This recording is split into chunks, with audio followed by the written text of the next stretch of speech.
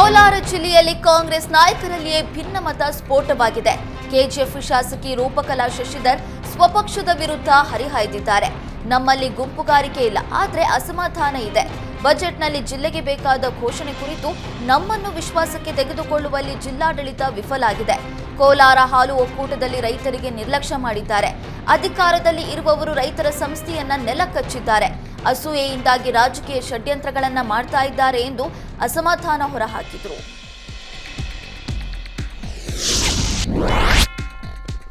ಅನ್ನಭಾಗ್ಯ ಯೋಜನೆಯಡಿ ಇನ್ನು ಮುಂದೆ ಹಣದ ಬದಲು 10 ಕೆಜಿ ಅಕ್ಕಿಯನ್ನು ನೀಡುತ್ತೇವೆ. ಕೋಲಾರದಲ್ಲಿ ಆಹಾರ ಸಚಿವ ಕೆಎಚ್ ಮುನಿಯಪ್ಪ ಸ್ಪಷ್ಟನೆ ನೀಡಿದ್ದಾರೆ.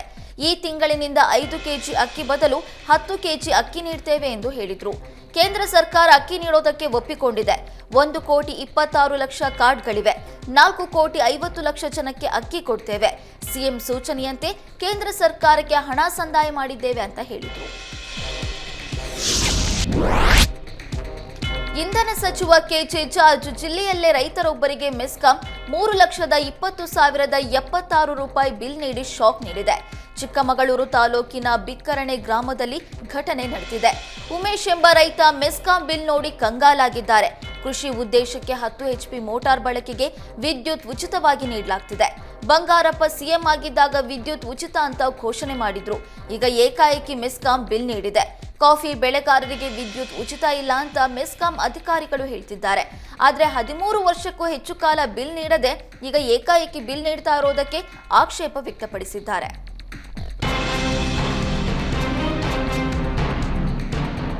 ಕೊಡಗಿನಲ್ಲಿ ಮಳೆ ಹಾನಿಯಿಂದ ಮನೆ ಕಳೆದುಕೊಂಡ ಬಡ ದಂಪತಿಗೆ ಸಿಎಂ ಸಿದ್ದರಾಮಯ್ಯ ನೀಡಿದ್ದ ಭರವಸೆ ಹುಸಿಯಾಗಿದೆ. ಪರಿಹಾರ ಮತ್ತು ಮನೆ ಕಟ್ಟಿಸಿಕೊಡುವ ಭರವಸೆ ನೀಡಿದ್ರೂ 7 ತಿಂಗಳಾದರೂ ಯಾವುದೇ ನೆರವು ಸಿಕ್ಕಿಲ್ಲ. ಕೊಡಗಿನ ಮಾದಾಪಟ್ಟಣದಲ್ಲಿ 2024 ಆಗಸ್ಟ್ ತಿಂಗಳಿನಲ್ಲಿ ಸುರಿದಿರುವಂತಹ ಮಳೆಗೆ ಬಸವರಾಜು ಸುಶೀಲಾ ದಂಪತಿಯ ಮನೆ ಕುಸಿದು ಬಿದ್ದಿತ್ತು. ಈ ವೇಳೆ ಮಳೆ ಹಾನಿ ವೀಕ್ಷಣೆಗೆ ಬಂದಿದ್ದ ಸಿದ್ದರಾಮಯ್ಯ ದಂಪತಿಗೆ ಪರಿಹಾರದ ಭರವಸೆ ನೀಡಿದ್ರು. ಭರವಸೆ ನೀಡಿ 7 ತಿಂಗಳು ಕಳೆದು ಹೋಗಿವೆ. ಆದರೆ ಮನೆ ಕಟ್ಟಿಸಿಕೊಡುವ ಮಾತಿರಲಿ, ಕನಿಷ್ಠ ಪರಿಹಾರವನ್ನು ಕೂಡ ತಲುಪಿಸಿಲ್ಲ.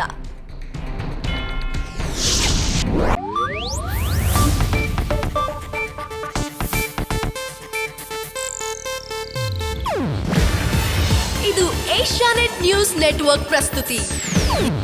ನೀವು ನೋಡ್ತಿದ್ದೀರಾ ಏಷ್ಯಾನೆಟ್ ಸುವರ್ಣ ನ್ಯೂಸ್.